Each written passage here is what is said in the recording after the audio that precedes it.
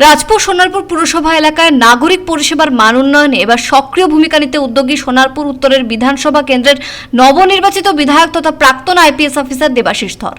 বর্ষা আসার আগেই জল জমার সমস্যা মোকাবিলায় প্রয়োজনীয় পদক্ষেপ নেওয়ার আশ্বাস দিয়েছেন তিনি।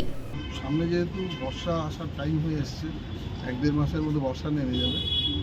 অনেক রাস্তা অর্ধেক তৈরি ভাঙা অবস্থায় রয়েছে। আমূলতের কাজ হওয়ার পরে পুরোটা কিন্তু পাইপলাইনের কানেকশান ওনারা বলছেন যে 90% হয়ে গেছে, কিন্তু সেটা আমরা এখনও পুরোটা স্টাডি করে দেখিনি।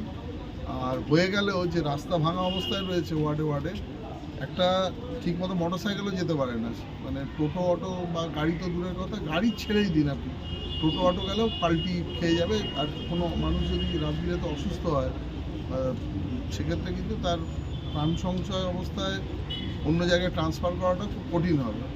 তো এটা আমাদের একটা খুবই চিন্তার বিষয়। ওই জন্য আমরা ডিটেলে আলোচনা করতে এলাম।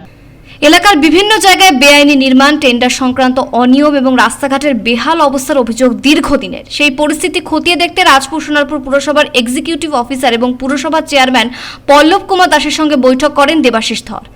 বৈঠক ইতিবাচক হয়েছে বলেই জানান তিনি।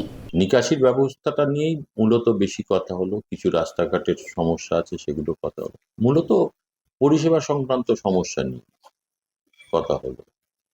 আর যদি কিছু কয়েকটাই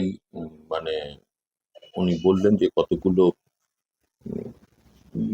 বাড়ির কথা যেগুলো হয়তো রাস্তার ধারের আছে, সেগুলো ঠিক মতন আমাদের পৌরসভার অনুমোদন প্রাপ্ত যেগুলো নয়, সেরকম জিনিস হলে যেগুলো অসুবিধাজনক সেগুলোর বিরুদ্ধে ব্যবস্থা নিতে আমার সঙ্গে এক্সিকিউটিভ অফিসারও ছিলেন। বিধায়কের দাবি, সোনারপুরকে একটি মডেল টাউন হিসেবে গড়ে তুলতেই তাদের উদ্যোগ। সেই লক্ষ্যে যা যা করণীয় সবই করা হবে। প্রয়োজনে এই বিষয়ে সংশ্লিষ্ট মন্ত্রীর সঙ্গে আলোচনা করবেন বলে জানান তিনি।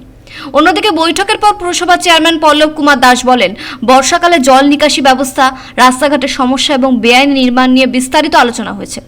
সমস্যাগুলি সমাধানে প্রয়োজনীয় ব্যবস্থা নেওয়ারও আশ্বাস দেওয়া হয়েছে। ব্যুরো রিপোর্ট, পুবের কলম ডিজিটাল।